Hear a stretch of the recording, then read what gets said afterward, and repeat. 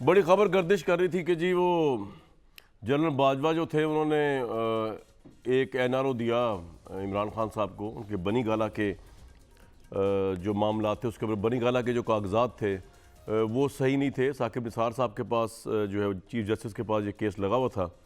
मैं आपको जो है ना मुसद्दिका इतलात की बुनियाद पे एक बात बताया तुम कि ये मामला सही था कि इमरान खान साहब के कागजात जो थे बनी गाला के, उनमें से कोई भी वेरीफाइड डॉक्यूमेंट नहीं था। और उस वक़्त साकिब निसार साहब जो थे वो मुबैना तौर पे इस ओपिनियन पे थे कि ये तो जिस क्राइटेरिया से नवाज़ शरीफ को नाअहल करार दिया गया है, वो कोर्ट अगर ये क्राइटेरिया ले रही है तो इमरान खान साहब नाअहल ही होंगे। लेकिन उस वक़्त की जो इस्टेब्लिशमेंट के इंटेलिजेंस के जो चीफ़ थे, उनकी फिर मुलाकात हुई मुबैना तौर पे चीफ जस्टिस साकिब निसार साहब के साथ, और उन्होंने ये कहा कोर्ट इन कोर्ट कि अगर इमरान भी नाअहल हो गए तो हमारे पास पीछे बचेगा कौन, मतलब लीडरशिप संभालने के लिए कौन बचेगा। तो फिर मुबैना तौर पे हुआ ऐसा कि उनको सादिक को मीन डिक्लेयर किया गया उस केस में, और जो जहांगीर तरीन थे वो एक तरह कुर्बानी का बकरा बन गए और वो जो है नाअहल हुए।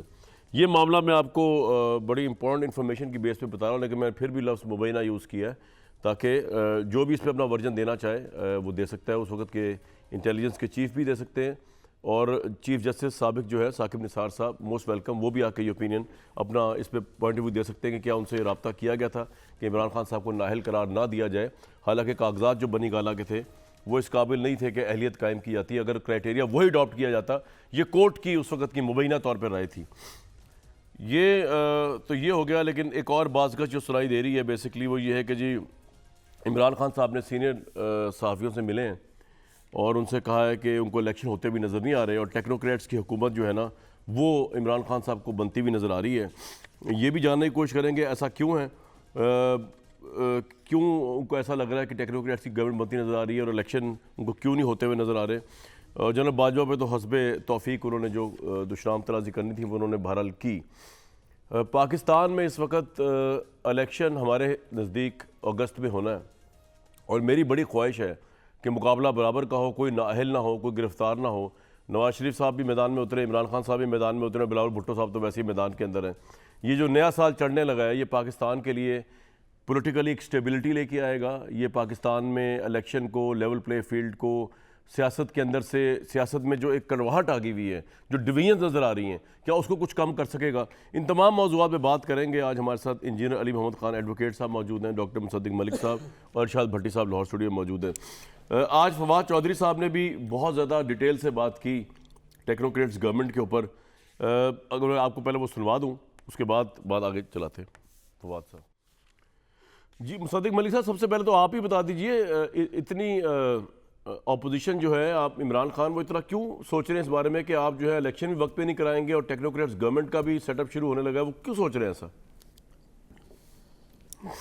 पता नहीं जी, मैं तो खुद बहुत परेशान हुआ हूँ ये चौधरी साहब की बात सुन के। नहीं, इमरान ने भी कही है, इमरान साहब ने भी कही है साफियों को की ये बात। जी जी, तो दोनों एक ही पार्टी से बिलोंग करते हैं और एक ही तरह के लोग हैं, तो वो दोनों एक ही बात कर रहे हैं। क्यों कर रहे हैं इसकी कोई बेसिस मेरे सामने तो नहीं है, ना मैं समझता हूँ कि ऐसी कोई बात इस वक्त चल रही है। बड़ी सीधी सी बात चल रही है कि पाकिस्तान के आइन के मुताबिक एक मुकर्ररा वक्त है, उस मुकर्ररा वक्त के ऊपर इलेक्शन होंगे।